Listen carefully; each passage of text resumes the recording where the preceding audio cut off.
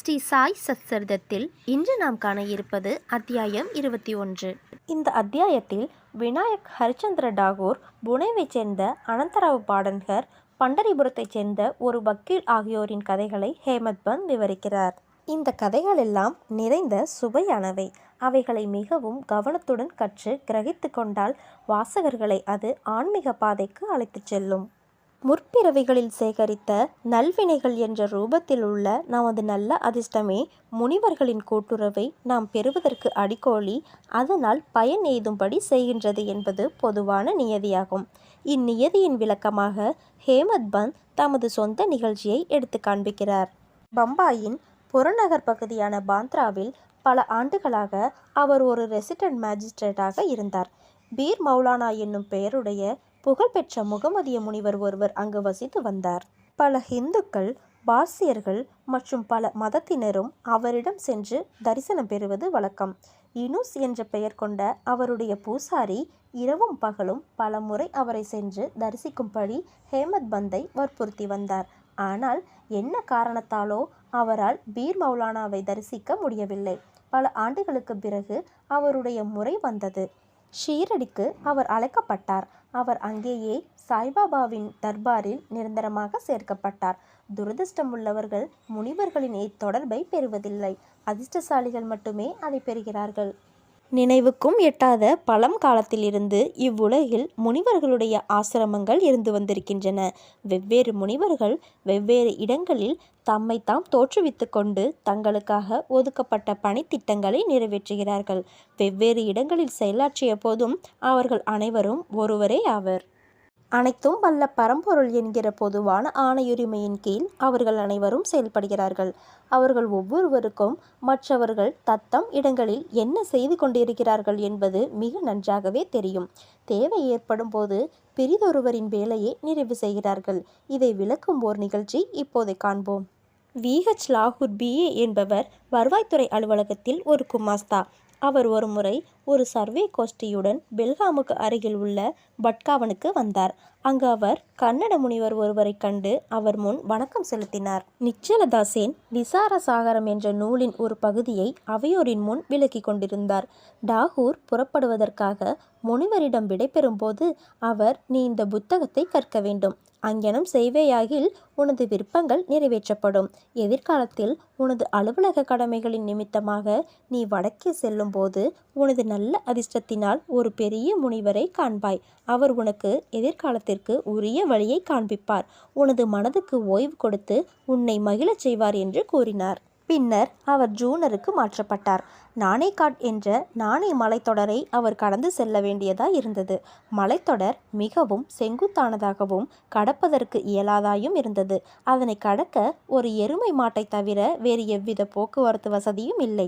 எனவே மலைத்தொடரின் மீது செல்வதற்கு அவர் எருமையின் மீது சவாரி செய்ய வேண்டியதாய் ஆயிற்று. அது அவரை மிகுந்த அசௌகரியத்திற்கும் வலிக்கும் உட்படுத்தியது. பின்னர் அவர் கல்யாணுக்கு உயர்ந்த பதவியில் மாற்றப்பட்டார். அங்கு அவருக்கு நானா சாஹேப் சாந்தோர்கரின் பழக்கம் ஏற்பட்டது. சாய்பாபாவை பற்றி அவரிடமிருந்து நிரம்ப கேள்விப்பட்டிருந்தார். அவரை பார்க்க விரும்பினார். அடுத்த நாள் நானா சாஹேப் ஷீரடிக்கு செல்வதாக இருந்தார். போகும்போது டாகூரையும் தன்னுடன் கூட வரும்படி அழைத்தார். டாகூரால் அவருடன் செல்ல இயலவில்லை. ஏனெனில் ஒரு சிவில் வழக்கு விஷயமாக அவர் தானே சிவில் கோர்ட்டில் ஆஜராக வேண்டியிருந்தது.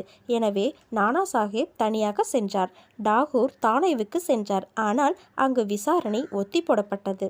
பின்னர் அவர் தாம் நானே சாஹேப்புடன் செல்லாததற்கு பச்சாதாபப்பட்டார். எனினும் அவர் ஷீரடிக்கு சென்றார்.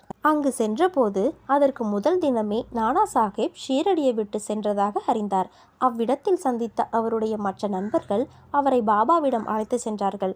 அவர் பாபாவை தரிசித்து அவருடைய பாதங்களில் வீழ்ந்து வணங்கினார். அளவு கடந்த மகிழ்ச்சியடைந்தார். அவர் கண்களில் ஆனந்த கண்ணீர் பொங்கியது. அவர் உடம்பு புல்லரித்தது.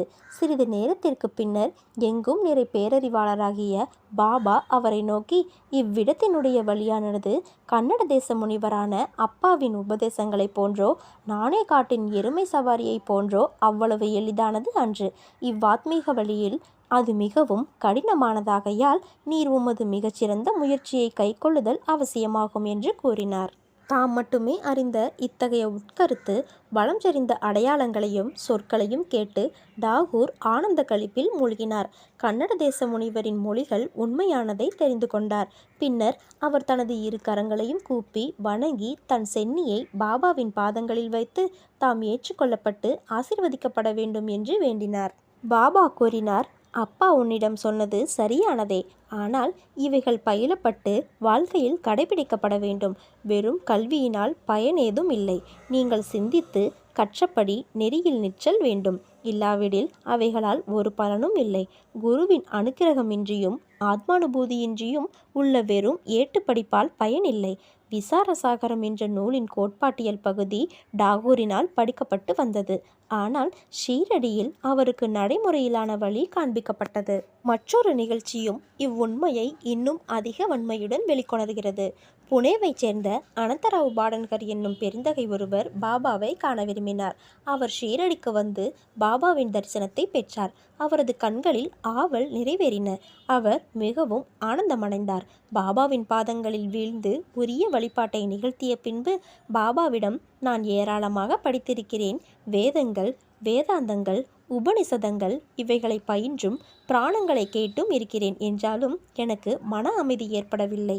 எனவே எனது கல்வி அறிவு யாவும் பயனற்றவை என நினைக்கிறேன். எளிய ஒன்றும் அறியாத பக்தியுள்ள மக்கள் என்னை விட சிறந்தவர்கள். மனம் அடங்கினாலன்றி எந்த நூலறிவும் பயனில்லை. தங்கள் திருநோக்கினாலும் விளையாட்டான மொழிகளாலும் தாங்கள் எளிதாக எவ்வளவோ மக்களுக்கு மனசாந்தி வழங்குகிறீர்கள் என்று நான் பலரிடம் இருந்து கேட்டிருக்கிறேன். எனவே நான் இங்கு வந்திருக்கிறேன். தயவு செய்து என் மேல் இரக்கம் காண்பித்து என்னை ஆசீர்வதியுங்கள் என்று கூறினார். இதற்கு பாபா அவருக்கு ஒரு உருவக கதை சொன்னார். 9 லத்தி உருண்டைகளின் கதை. ஒரு முறை ஒரு வணிகன் இவ்விடம் வந்தான். அவன் முன்னால் ஒரு குதிரை லத்தியிட்டது. வணிகன் மனமார்ந்த அக்கறையுடன் தனது வேட்டியின் முனையை விரித்து அந்த 9 உருண்டைகளையும் அதில் சேகரித்தான். அதன் மூலம் அவன் மன அமைதி அடைந்தான். பாடல்கருக்கு இக்கதையின் உட்பொருள் விளங்கவில்லை. எனவே அவர் கணேஷ் தாமோதர் என்ற தாதா கெல்கரிடம் பாபா இதன் மூலம் என்ன பொருள் கொள்கிறார் என்று கேட்டார். அவர், எனக்கும் பாபா பொருள் கொள்வது சொல்லுவது அனைத்தும் தெரியாது என்றாலும் அவருடைய தெய்வீக அகத்தூண்டுதலால் நான் தெரிந்து கொண்டதை கூறுகிறேன் என்றார். குதிரையே கடவுளின் அருள். வெளிப்பட்ட 9 உருண்டைகள் பக்தியின் ரூபங்கள் ஆகும் என்றார்.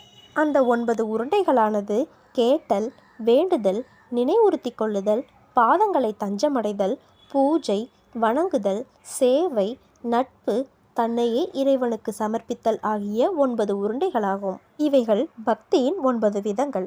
இவைகளில் ஏதாகிலும் நம்பிக்கையுடன் பின்பற்றப்பட்டால் பரமாத்மாவாகிய ஹரி மகிழ்வெய்து பக்தனின் வீட்டில் தாமே வெளிப்படுவார். எல்லா சாதனைகளும், அதாவது ஜபம், தபம், யோக பயிற்சி, வேத பாராயணம் அவைகளின் வியாக்கியான பேச்சு ஆகியவையாவும் பக்தியுடன் சேர்ந்திருந்தாலன்றி முழுவதுமாக பயனற்றவையே ஆகும். பெரும் ஞானி என்ற புகழ், வெறும் சம்பிரதாயமான பஜனை இவற்றால் பயனில்லை. அன்பான பக்தியே தேவைப்படுவதாகும். வணிகனைப் போன்றோ உண்மையை தேடும் ஒருவனைப் போன்றோ உங்களை கருதி கொள்ளுங்கள். 9 வகை பக்தியை விளைவிப்பதில், சேகரிப்பதில் அவன் கொண்டதை போன்ற கவலையுடனும் ஆர்வத்துடனும் இருங்கள். அப்போது நீங்கள் நிலையுறுதியையும் மனசாந்தியையும் எய்துவீர்கள்.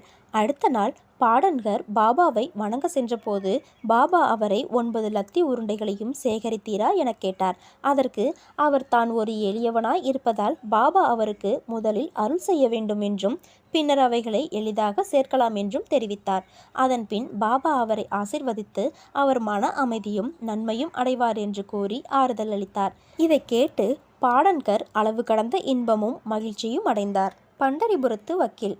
பாபாவின் எங்கும் நிறை பேரறிவையும் மக்களை திருத்துவதையும் சரியான பாதையில் அவர்களை நெறிப்படுத்துவதையும் காட்டும் சிறுகதை ஒன்றினை கூறி இந்த அத்தியாயத்தை முடிப்போம். ஒரு முறை பண்டரிபுரத்திலிருந்து ஒரு வக்கீல் ஷீரடிக்கு வந்து மசூதிக்கு சென்றார். சாய்பாபாவை கண்டார். அவர் தம் பாதத்தடியில் வீழ்ந்தார். கேட்காமலேயே சிறிது தட்சிணை அளித்தார். ஒரு மூலையில் அமர்ந்து நடைபெற்று கொண்டிருக்கும் உரையாடலை கேட்க ஆர்வமுள்ளவராக இருந்தார்.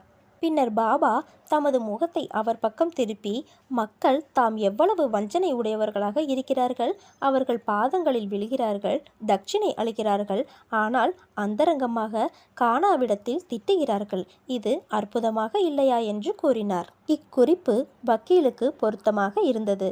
ஒருவருக்கும் இக்குறிப்பு விளங்கவில்லை. வக்கீல் இதை கிரகித்தார். ஆனால் அவர் அமைதியாய் இருந்தார். அவர் பாபாவுக்கு திரும்பிய போது வக்கீல் காகா சாஹேப் தீக்ஷித்திடம் சொன்னது, பாபா குறிப்பிட்டது சரிநுட்பமாக உண்மையே ஆகும். இக்கணை என் மேலேயே எய்யப்பட்டது. அதாவது மற்றவர்களை திட்டுவதிலோ அவதூறு பேசுவதிலோ நான் மனம் போன போக்கில் போகக்கூடாது என்ற எனக்குரிய குறிப்பே ஆகும் என்றார். பண்டரிபுரத்தின் நூல்கர் தமது உடல்நல முன்னேற்றத்தை முன்னிட்டு இவ்விடம் வந்து தங்கியிருந்த போது பண்டரிபுரத்தின் வக்கீல் அறையில் இந்த விஷயத்தை பற்றிய விவாதம் நடந்தது. மறைமுகமாக சாய்பாபா அவதூறு பேசப்பட்டார். நானும் இந்த விஷயத்தில் கொஞ்சம் பங்கு கொண்டேன். இப்போது சாய்பாபா எனது ஒழுங்கீனத்தை எடுத்து காட்டினார். இது எனக்குரிய கண்டனமாகாது, ஆனால் ஓர் சகாயமாகும், ஓர் உபதேசமாகும். அதாவது நான் பிறரை தூற்றுவது, துஷ்பிரசாரம் செய்வது, இவற்றில் தன்னிச்சையுடன் செயல்படக்கூடாது என்பது பற்றியும், அனாவசியமாக பிறர் காரியங்களில் தலையிடக்கூடாது என்பது பற்றியும் ஆகும். ஷீரடி பண்டரிபுரத்திலிருந்து 300 மைல் தூரத்தில் இருக்கிறது. எனினும் அங்குள்ள பார் அறையில் என்ன நிகழ்ந்தது என்பதை பாபா தமது எங்கும் நிறை பேரறிவால் அறிந்திருந்தார். இடையில் உள்ள இடங்கள், ஆறுகள், காடுகள், மலைகள் யாவும் அவர் தம் அனைத்தையும் உணரும் பார்வைக்கு தடை செய்வன அல்ல. அவர் எல்லோருடைய இதயங்களையும் பார்க்க முடியும், படிக்க முடியும். எதுவும் அவருக்கு இரகசியமோ மறைக்கப்பட்டதோ அன்று. அண்மையிலோ சேய்மையிலோ உள்ள ஒவ்வொன்றும் பட்ட பகலொளியை போன்று தெளிவாகவும் சுத்தமாகவும் அவருக்கு தெரியும். ஒரு மனிதன் பக்கத்தில் இருந்தாலும் தூரத்தில் இருந்தாலும் அவன் சாய்பாபாவின் எங்கும் நிறை கூர்ந்த பார்வை நின்று தப்ப முடியாது. இதிலிருந்து மற்றவர்களை பற்றி தூசணையாக பேசக்கூடாது என்றும் தேவையில்லாமல் மற்றவரை குறை கூறக்கூடாது என்றும் வக்கீல் அறிந்து கொண்டார். இவ்வாறாக அவர் தம் கெட்ட குணம் முழுவதுமாக மறைந்து நல்வழிக்கு திருப்பப்பட்டார். இக்கதை வக்கீலுக்கே என்றாலும் அனைவருக்கும் இது பொருந்துவதே ஆகும். அனைவரும் இந்நியதியை உள்ளத்தில் கொண்டு அதனால் வரும் பயனை அடைய வேண்டும். சாய்பாபாவின் பெருமை ஆழம் காண இயலாதது. அவ்வாறே அவர் தம் அற்புதமான லீலைகளும் ஆகும். அவர் தம் வாழ்க்கையும் அங்ஙனமே ஆகும். ஏனெனில் அவரே பரபிரம்ம அவதாரம் ஆவார்.